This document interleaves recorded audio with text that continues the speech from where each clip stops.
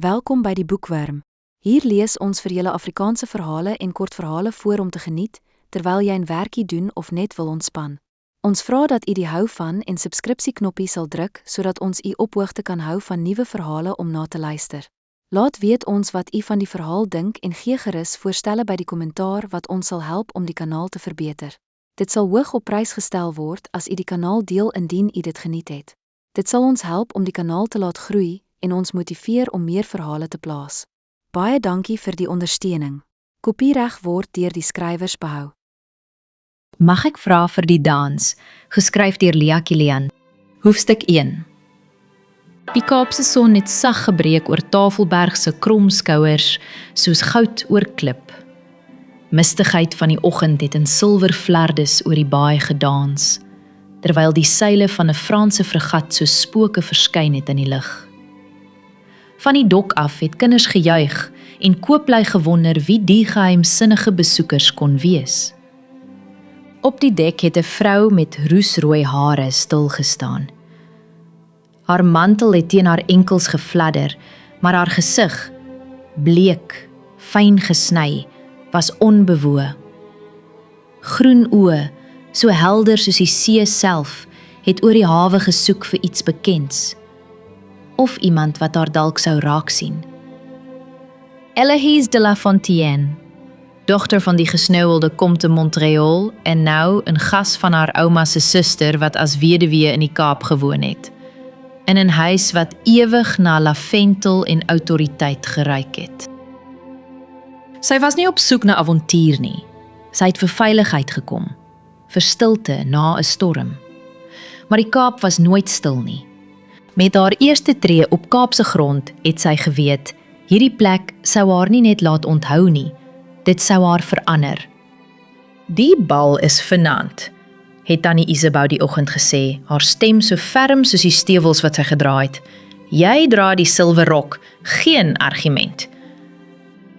Eloise het haar mond oopgemaak, maar die blou blik het haar dadelik stil gemaak. Dit was nie 'n tyd vir menings nie. Die gouverneur self het hul uitgenooi en 'n uitnodiging van die aard het jy nie afgewys nie, al wou jy.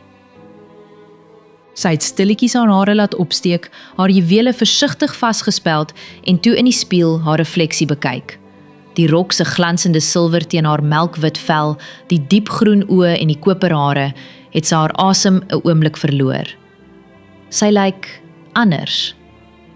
Of dalk lyk sy na iemand wat sy nog altyd moes wees. Die Kaapse kasteel het daardie aand soos 'n sprokie in die donker geskitter. Lanterns het soos sterre bo verwelkomingsboë geblink, en perde se howe het teen die klipstraat weer klank soos dromme van 'n opmars. Binne het musiek op die wind na buite gewaai, gelag, glase wat klink en vlae van parfuum en politiekery deur die sale gesweef.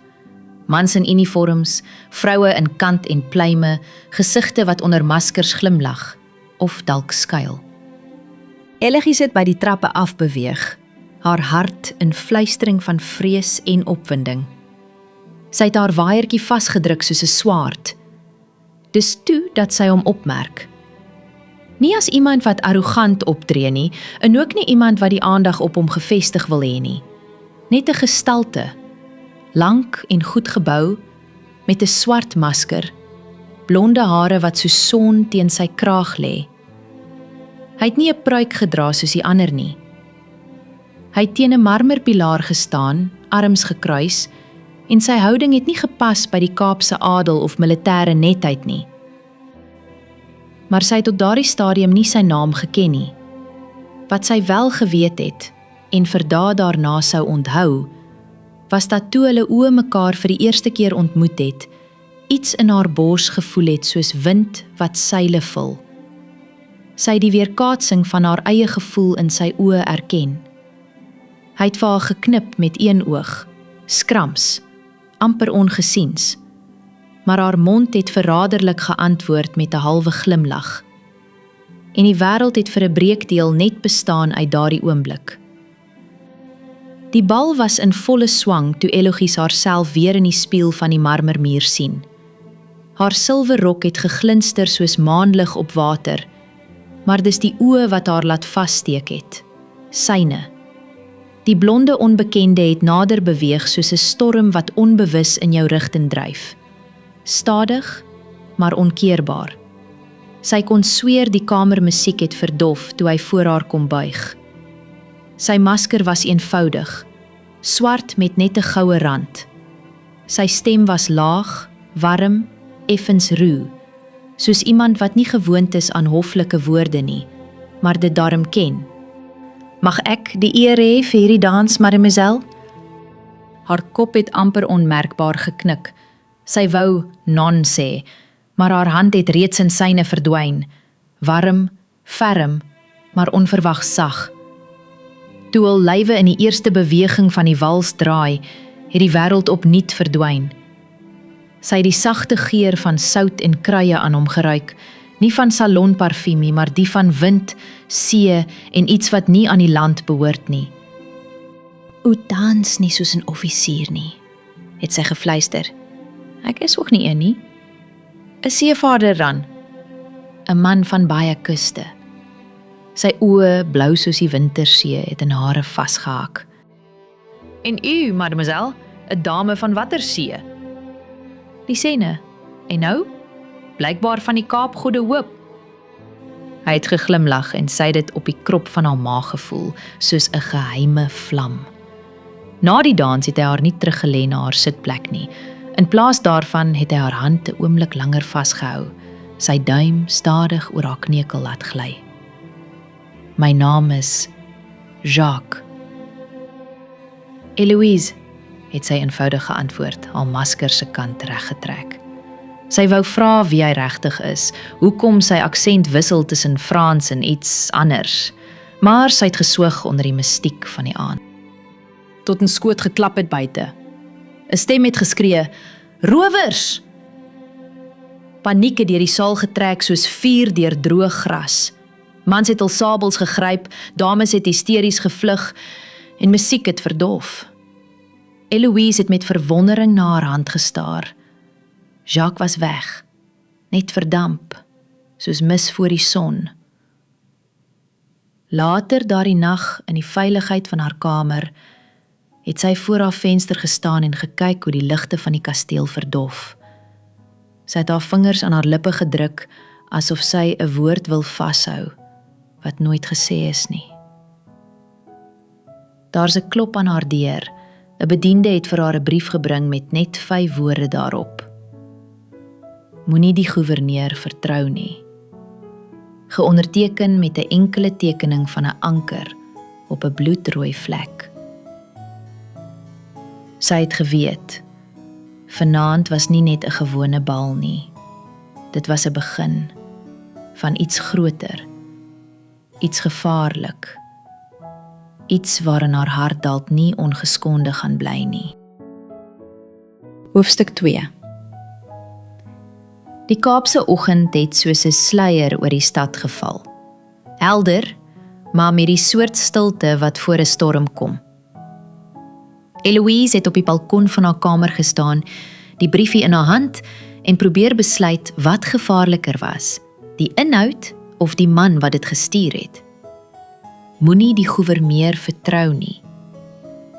Sy het hom dan gisterand gesien, die goewerneur, met sy vriendelike glimlag en oorversorgde pruik. Sy hand wat soos 'n oupa sin op haar arm gerus het. Sy vou die briefie toe en steek dit onder haar korset in. Vandag sou sy antwoorde kry, of sy gaan ten minste vrae begin vra. Onder in die binnehof het Waan stil gehou met vars proviant, bedoelde chaos. Wanneer haar oë oor die arbeiders gly, het een man haar blik gevang. Hy het 'n hoed laag oor sy gesig gedra, 'n sak oor sy skouer geswaai soos 'n gewone werker. Sy het haar asem ingehou. Jacques. Hy het nie opgekyk nie, maar wanneer hy by die oostelike hek uitverdwyn het, het hy iets laat val, of het hy dit gelos? Sy het haar gehaas na die trappe toe, haar rok liggies opgetrek, haar hart te drom in haar bors. By die hek op die klip was 'n klein kaartjie. Die skryfwerk was haastig, amper onleesbaar, maar tog duidelik. Vanaand, dakterras, Slawevleuel, middernag. Eloise het die kaartjie teen haar bors vasgedruk. Die lewe het weer daardie ongesiene draai geneem. Later laat die dag in die kasteel se biblioteek weer klink die gouverneur se stem. En toe het die poskoets 3 sakke silwer verloor, het hy gesê terwyl hy haar tee inskink. Kan jy dit glo, mademoiselle? Hierdie barbare ken nie eer of dissipline nie. Gelukkig het ons die kaptein van die wag nou op hulle spoor, sê hy met 'n selfvoldane glimlag op sy gesig. Sy vingers het hare net te lank geraak wanneer hy haar die koppie tee aangee. Ek het gehoor die aanvallers was baie georganiseerd, het sy geknik om hom te bedank vir tee. Jy klink amper beïndruk, mademoiselle. Ek hou van 'n goeie strategie, al is dit aan die verkeerde kant van die wet. Die gouverneur het gelag, maar iets in sy blik het verander. Jy is vlijmskerp, mademoiselle Eloise. Dit pas nie altyd by 'n jong dame nie. Dan is ek bly ek is nie 'n jong dame nie. 'n Paar oomblikke later was sy terug in die gang. Haar hande het effens gebewe. Sy het genoeg van politiek gehad vir eendag. Teen middernag was sy by die dakterras van die Slawevleuel. Die maan het soos 'n lantern oor die stad gehang. Die see was net 'n silwervlek in die verte, maar die wind het sout en geheime saamgebring. Eloise het diep asem gehaal voor sy die laaste trap bestyg. Haar hart het in haar keel geklop. Jacques was reeds daar, sy silhouet teen die lig van die maan. Ek het getwyfel of jy gaan opdaag, mademoiselle, het hy gesê sonder om te draai. Ek sal graag verhoor vir die rede van die ontmoeting, monsieur.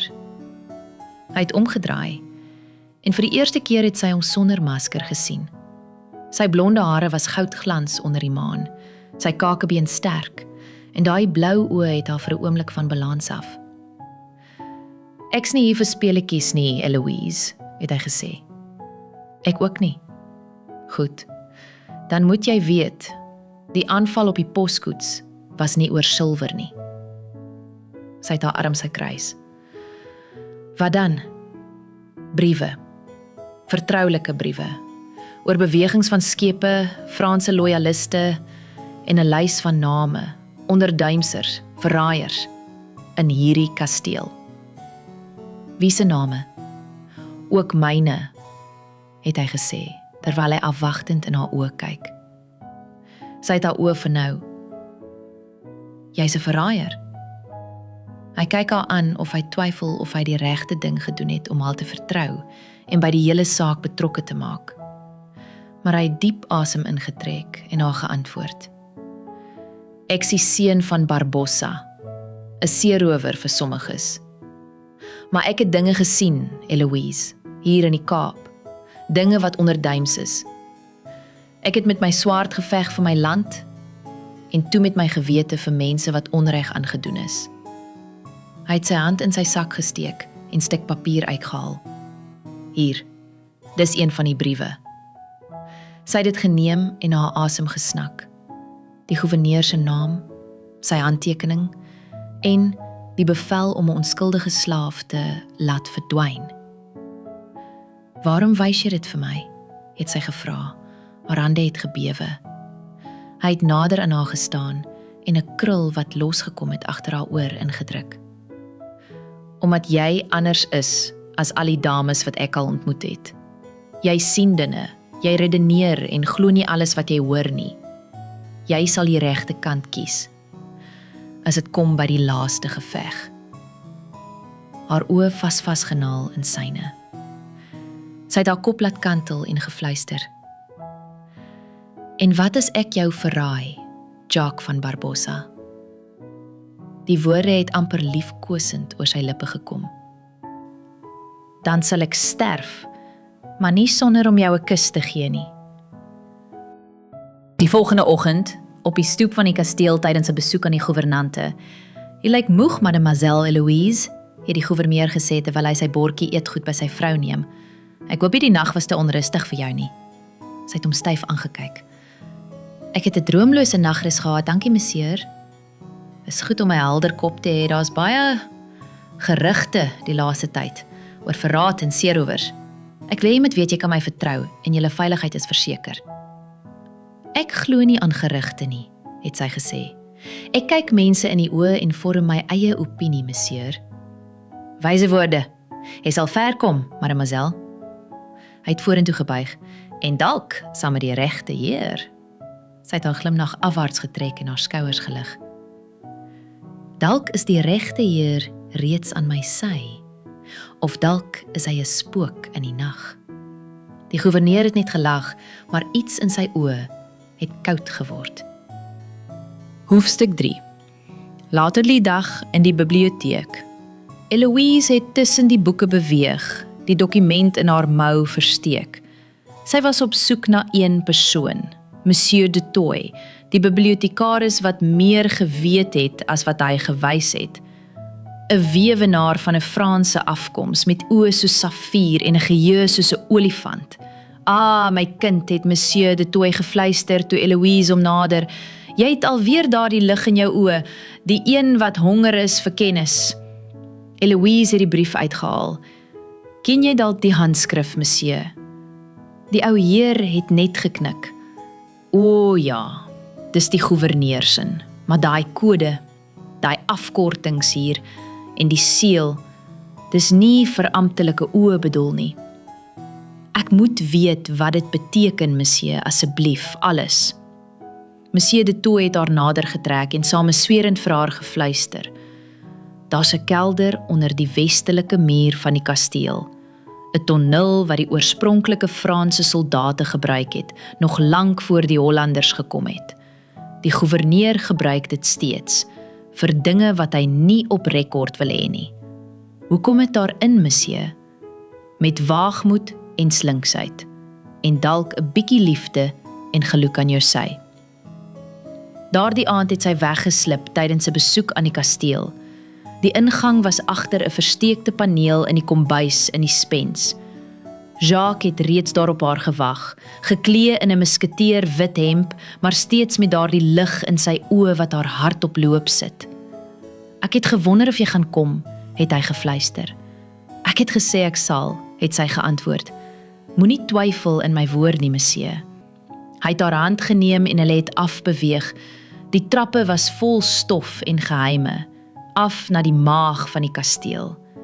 Die kelder het gedrup van klammigheid, maar die kiste wat hulle daar gevind het, was droog en vol briewe, dokumente, name, 'n web van verraad. Eloise het die fakkels aangesteek, Jacques het die kiste oopgemaak en een van die dokumente wat oopgerol het haar asem weggeslaan. "Dis my pa se naam," het sy gefluister. Jacques het haar stil aangekyk. Hulle het hom laat vermoor, as 'n voorbeeld vir die ander. Eloise se oë was nat, maar vasberade. "Dan sal ek ook 'n voorbeeld wees, maar vir die regte kant." Sy het regop gestaan, haar rooi hare soos 'n vlam in die fakkel se lig. "Kom saam met my," het Jacques haar gevra. "Jy hoef nie hier te bly nie, ons kan saam verdwyn. Die skip lê gereed." Hy verkyk haar met hoop en afwagting in sy blou oë. "Nie voor die bal môre aand nie," het sy gesê. "Nie vir almal weet wie hulle regtig aanbid nie." Hy het haar in stilte aangekyk toe geknik. "Dan sal ons dans voor ons veg." Die kasteel het geblink van goud, fluweel en vals glimlagte. Maskers het die skynheiliges beskerm. Eloise het ingestap in 'n smaragdkleurige rok, sag so stormwater en net so gevaarlik. By die ingang het 'n onbekende edelman ingestap, geklee in Frans koninklike styl, 'n masker oor sy gesig, 'n ligte glimlag na haar kant toe. Hy het voor haar 'n buiging gemaak en haar hand geneem. Sy lippe het skrams geraak aan haar vingers. "Skone mademoiselle, sal u my die eer vergun en sal my dans asseblief?" Sy het kop stadig geknik in aanvaarding vir die dans. Hulle oë het 'n taal van hul eie gepraat.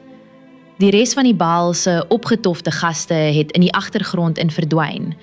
Hulle het soos een oor die dansvloer gesweef sonder om oogkonk te verloor. Hy het gefluister: "Sal jy my vertrou as ek van môre af 'n seeroewer is?" Sy het geantwoord: Net as jy vanaand my held is. Sy glimlag het verbreed en haar oë het gefonkel. Hulle het die res van die aand omgedans en deelgeneem in die Kaapse vrolikheid, terwyl die res onbewus is van die storm wat nader kom. Jacques het vir hulle 'n glasie wyn gaan haal. Eloise het die mense aangestaar en gewonder, wie skuil almal regtig weg agter daai maskers, al is dit afgehaal. Sy kan nie help om te wonder oor Jacques ook nie. Hy lyk soos 'n legende vanaand, fluister 'n stem langs haar. Sy kyk op. 'n Jong man, welsprekend en netjies, met 'n blink epaulet en 'n sterk Engelse aksent. Kaptein Brandon Rourke, stel hy homself voor. Ek's pas terug aan Mauritius en ek het gehoor 'n Franse dame hou die Kaap in haar greep. Sy lag hoflik. 'n Gerug is net stories, monsieur. Die kaptein glimlag. Dan hoop ek mag die voorreg hê om uit te vind of dit net 'n storie is. Jacques lig sy een wenkbrau, waar hy aan die ander kant van die dansvloer staan en Eloise dophou. Hy sien haar glimlag, sien hoe sy haar hand gee aan Rourke vir 'n dans. Sien hoe iets binne hom onredelik ruk. Hy weet wat hy moet wees. Onsigbaar, geheimsinnig, los van gevoel. Maar sy laat hom vergeet. Van skuld, van die see, van beloftes wat hy nie kon hou nie. Toe Rourke haar terugbring na die buitekring van die saal, het haar oë weer syne ontmoet. Sy gee hom 'n speelse glimlag.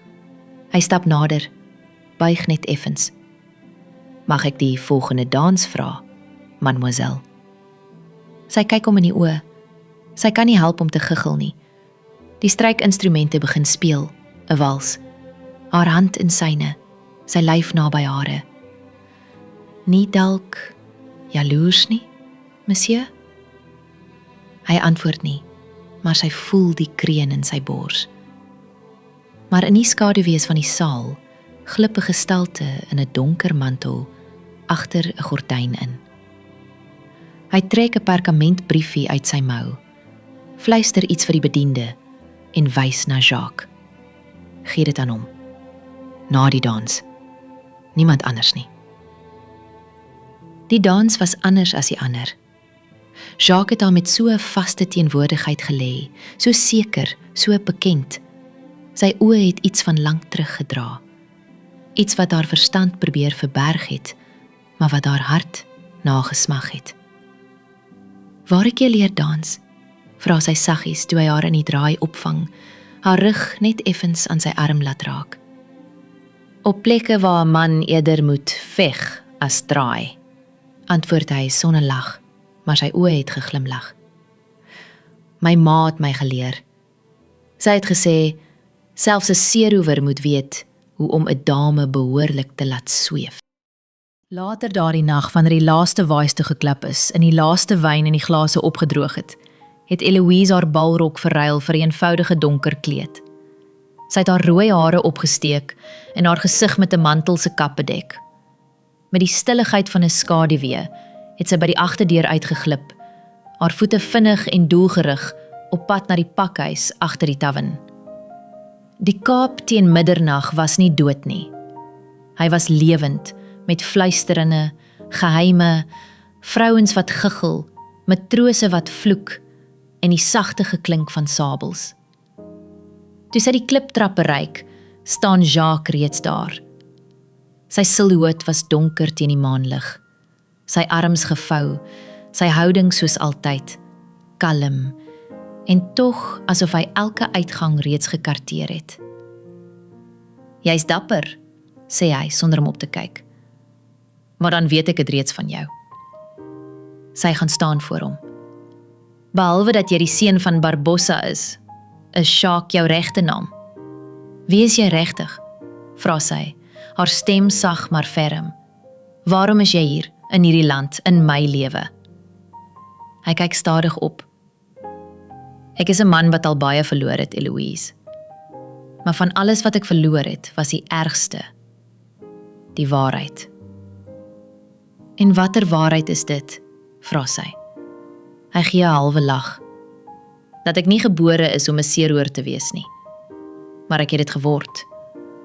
Omdat ander besluit het, ek's nie welkom aan hul tafel nie, selfs al is my bloed koninkliker as hulle sin. Sy oë flits. Ek is Lucien de Montbrun, eens die erfgenaam van 'n graafskap en landgoed-eienaar in Brittanje. Nou, gemerk as die seun van Barbossa en 'n spook van die see. Eloise se oë vergroot amper onopmerklik, maar Lucien het dit opgemerk. Sy het die naam al gehoor, in Franse geselskap, gefluister, agter waaiers.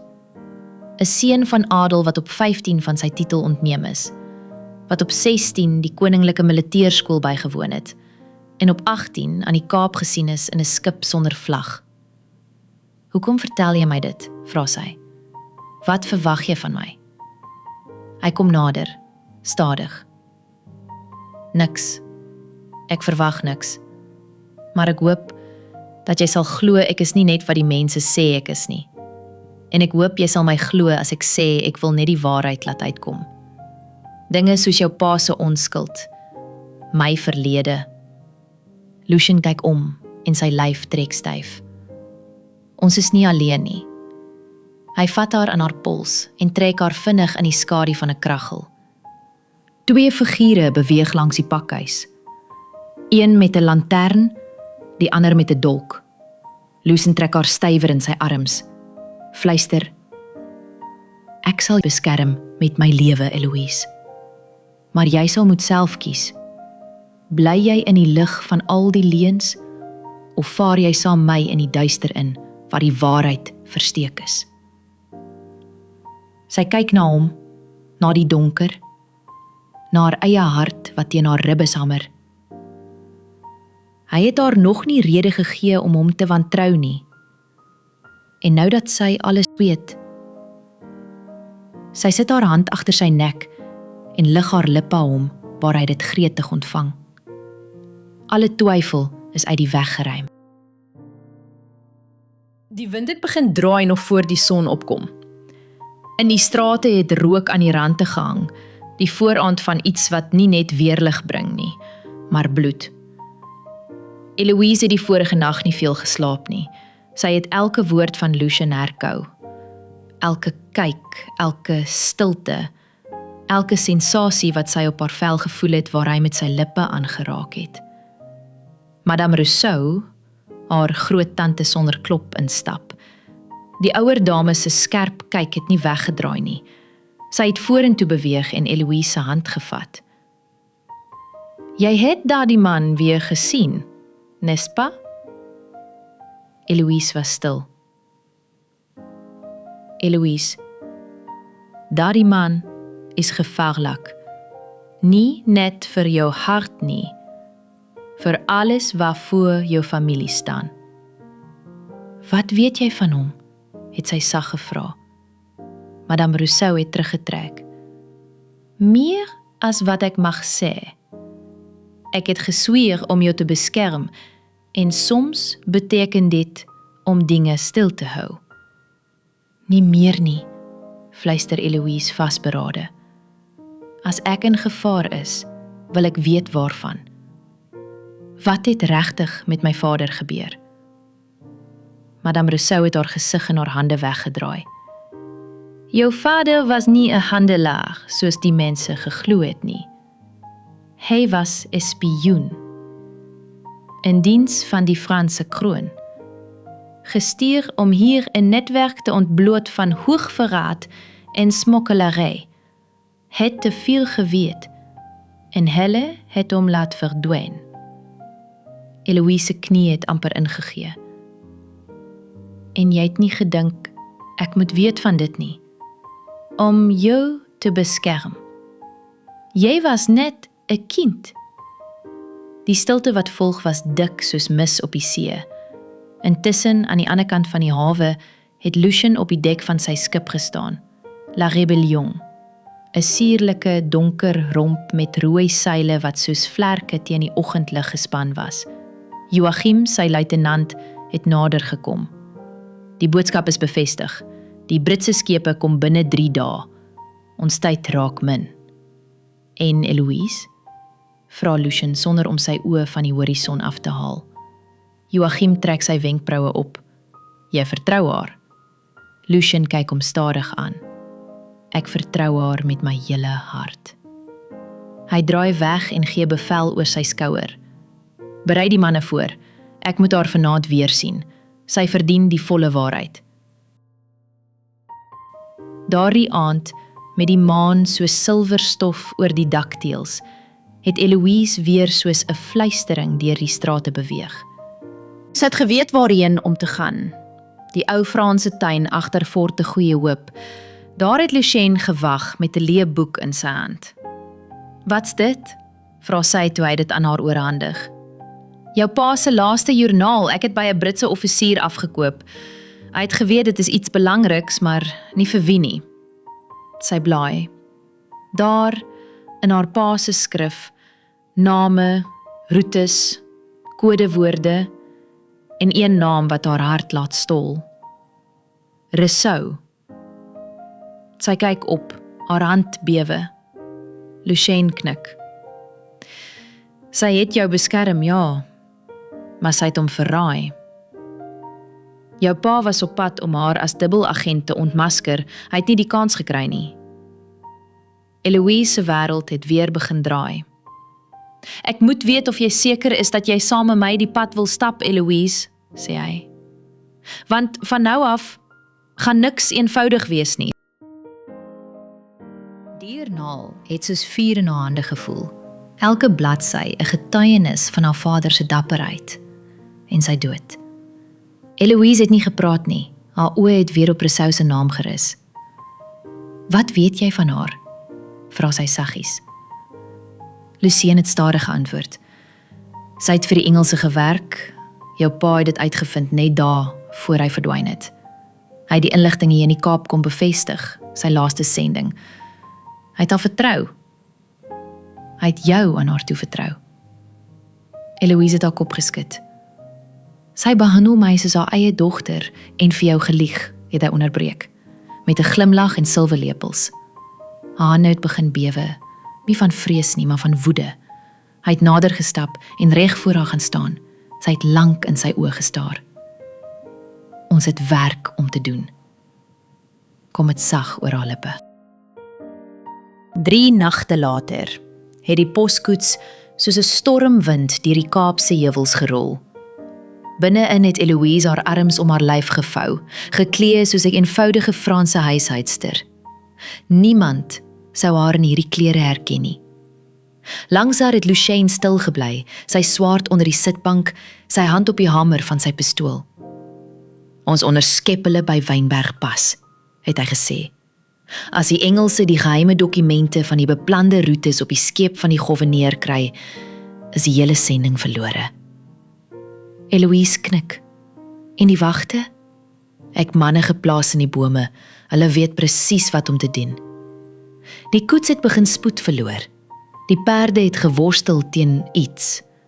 Met 'n gekletter van staal en 'n gil uit die nag, het die wêreld rondom hulle ontplof in aksie. Swaardgevegte, skote, vlamme. Eloise het haar oë gesluit vir 'n oomblik, en dan haar mes uit haar mou laat gly. Sy was nie meer die sagte rooikop agterkleiniggie van Madame Rousseau nie. Sy was nou deel van 'n oorlog. 'n Storie groter as haar eie bestaan. Uiteindelik het stilte neergedaal. Van die Britse wagte het gevlug, ander was vasgebind, gewond of dood. Lucien het die dokumente gevat en in 'n leë rol gesteek. "Ons sal nou moet vlug, daar sal 'n prys op my kop geplaas word, want van die soldate wat weggekom het my herken en nou waarskynlik ook op joune." Sy het net geknik. Die wind het aan haar hare getrek, die stilte na die geveg nog dik in die lug. Wanneer sy en Lucien op die perd spring en in die nag verdwyn, het sy teruggekyk en 'n bekende silhouet op die rand gesien. Kaptein Roorke. Hy het niks gesê nie, net gestaan en kyk, en toe omgedraai, sy mantel soos 'n donker vlag agter hom. Hoofstuk 5. Die kasteel het geblink in die lig van honderde fakkels. Musiek het deur die gewelfde gange gedryf, lig en vrolik soos borrels en champagne. Binne in die groot balsaal het die fynste en rykste van die Kaapse samelewing saamgedrom. Dames in satijn, here in fluweel. Eloise het soos 'n vlam verskyn as sy by die trappe afstap. 'n donkergroen rok wat haar oë uitlig. Haar rooi hare opgestapel met goue spelde en 'n vasberade uitdrukking op haar gesig wat haar senuwees onderdruk. Wat as kaptein Rook haar erken het daardie nag? Die orkes het van maat verander, die dansvloer is oop. Mademoiselle, kom 'n stem agter haar. Sy draai stadig om, haar glimlag vaag, haar hart wat reeds versnel. Wat soek hy hier? Hulle gaan hom erken. Lank, regop, met 'n wit pruik wat sy blonde hare verskuil, hy buig met die selfvertroue van 'n prins. Mag ek hier die dans kry? Sy knik, sonder woorde, en plaas haar hand in syne. Wat soek jy hier? Fluister sy. Lucien glimlag. Ek moes seker maak jy is veilig. Moenie bekommerd wees nie, hulle het my nog nie sonder my masker gesien nie. Met 'n meer ernstige noot fluister hy teen haar wang. Die Engelse kaptein van HMS Vigilant is ook hier vanaand, en sy tas bevat die finale koördinate van hul vloot se skuif na Simonstad. Eloise kyk na hom. Hy wil dit vanaand steel? Hier? Tussen al hierdie mense? Hy knik met sy kop, half ongemerk. En ek? Wat moet ek doen? Lucien kyk haar in die oë. Wees my oë en ore. Dans met wie jy moet. Lag, luister en hou jou dolk naby. En nie van my vergeet nie. Sy het reeds met 3 Britse offisiere gedans. 2 glase wyn was al vir haar aangebied en 1 geheim opgetel. Kaptein Alder van die Vigilant hou nie van Franse vroue nie. 'n nuttige detail. Sy het kaptein Rook gekry in die gouverneur se studeerkamer. Hy het met sy rug na die deur toe gestaan, 'n glas brandewyn in die hand en gesels met kaptein Alder. Eloise het in die skadu's gebly, net buite hul gesigsveld, en geluister. Die dokumente is veilig, het kaptein Alder gesê. Ons vaar môreoggend vroeg, niemand weet nie. Pragtig, het kaptein Rook geantwoord. Die gouverneur sal tevrede wees, en de Montbron sal leeggaan terugkeer see toe. Eloise wou terugbeweeg saal toe, maar hoor sy stem agter haar. Liewer nie nou nie, mademoiselle. Jy weet hoe spekulasie begin. Dit was kaptein Alde. Hy het haar betrap. Sy glimlag. Ek wou net my boek omhaal het, wat ek hier vergeet het tydens my besoek. En beland agter 'n gordyn, vra hy, een wenkbrauw liggend. Sy probeer lag, lig en flankerend. Soms is die interessantste mense agter die gordyne. Hy kyk haar stadig op en af. U is nie wie u voorgee om te wees nie. En u is? Sy stap nader, haar vingers liggies op sy uniformkraag. Hy frons, maar sy het reeds haar tyd gewen. Sy buig hoflik. Verskoon my, ek's dors, en die musiek wag. Sy draai vinnig om, haar hart hamerend, haar brein maal. Die bal was nou 'n dobbelspel, en elke tree 'n weddenskap teen tyd. Eloise het met ligte tree teruggekeer na die danssaal. Die klanke van 'n menuet het stadig vervaag, soos sy agter in die skare inbeweeg. Haar asem was vlak, haar mond droog. Sy het met elke tree gevoel hoe die nag nader aan 'n klimaks beweeg. Sy soek Lucien of Monsieur Leclerc, soos hy vanaand bekend was, en vind hom by 'n tafel met champagne en vrugte, in gesprek met 'n aristokraat met 'n gefeinste aksent en 'n nog valser glimlag. Hul oë ontmoet net vir 'n breekdeel van 'n sekonde. Dis al wat nodig is. Hy knik liggies, so subtiel dat net iemand wat hom ken dit sou raak sien. Dis tyd om te gaan. Op pad uit die kasteel het die musiek verdoof. Eloise en Lucien beweeg soos spooke deur die kasteel se tuin, van skadu na skadu. Maar hulle kom skaars verby die kombuise, toe 'n gewemel van soldate by die ingang van die kasteel bymekaar kom. "Hulle het die wag gevind," fluister sy. "Of ontdek dat die dokument weg is." Hulle hardloop nou, trappe af, tot by die hekke van die kasteel. Die poskoets wag buite. 'n Perd stamp sy hoewe ongeduldig.